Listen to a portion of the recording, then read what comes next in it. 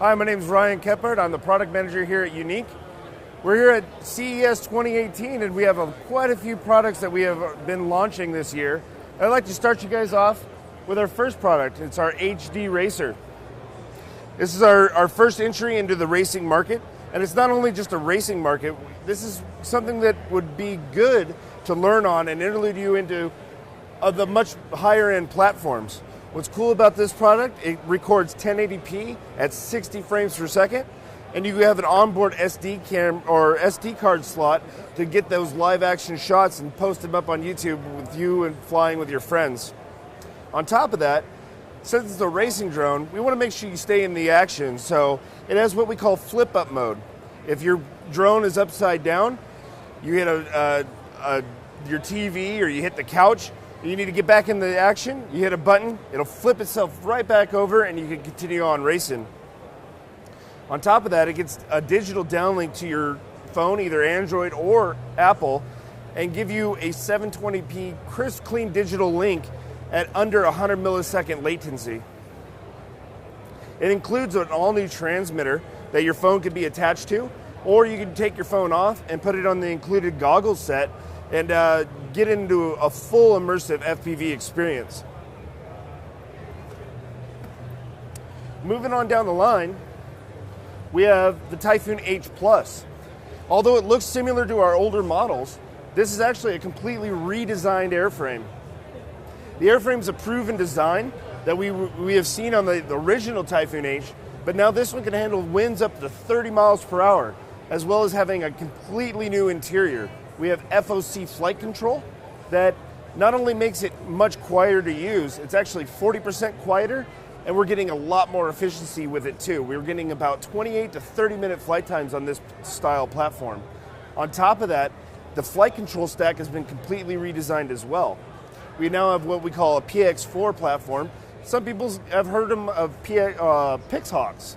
Well, this is actually catered to the Yuneec and programmed specifically to have all those great functions and features that you're used to in the Typhoon line of multicopters. On top of that, Intel RealSense is back and better than ever. We actually have an improved optical flow, so that means you can fly indoors much better and get a lot more accuracy with the height as well as movement indoors. On top of that, we have an all-new camera for this model as well. It's now a 1-inch camera that has 20 megapixel stills, as well as 4K video at 60 frames per second. That means we can record data at 100 megabits per second, so we're definitely going to need some high-speed memory cards for this bad boy. It includes also the also-familiar ST16. However, this is the ST16S model, and what that stands for is now we get a brighter screen and a much more responsive screen, so navigating through menus and things of that nature become a lot easier. We also have on the top a USB port. Now this added functionality allows you to use your mobile data and maybe even charge your phone at the same time. That way your phone's always fully charged and you can use mobile data and not have to worry about finding that charger to charge up your phone. One other good thing about the ST16S, it's got swappable batteries. So no longer do you have to wait around for the ST16 to charge. You can just purchase a secondary battery, slide this battery out, slide a new one in, and it makes it that much faster. And finally, one of the coolest new products we have at CES 2018 is the Firebird FPV. Now this is our first fixed wing aircraft in the market, but it is loaded with cool features. It's got a GPS built in. It's got automatic landing. So you just hit a button, it'll automatically land for you. On top of that, it's got a couple cool safety features built in. The first one being safety mode. This prevents you from actually crashing into the ground. So say you are in a full immersive FPV experience using, of course, the onboard 4K camera. It'll prevent it from hitting the ground by setting a default altitude. You can set that above tree levels, you can set it above building levels, or wherever you may be flying it to prevent you from hitting the ground. The second mode is also a stability mode.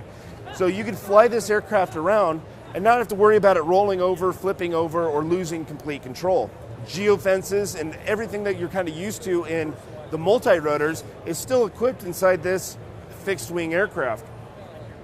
And the last mode, which really makes it kind of a fun, unique experience, is acrobatic mode.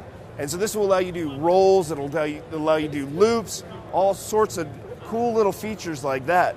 And if you ever do get messed up in flight doing those aerobatics, you can always switch into another stability mode and have it automatically pull up and get back to a safe altitude.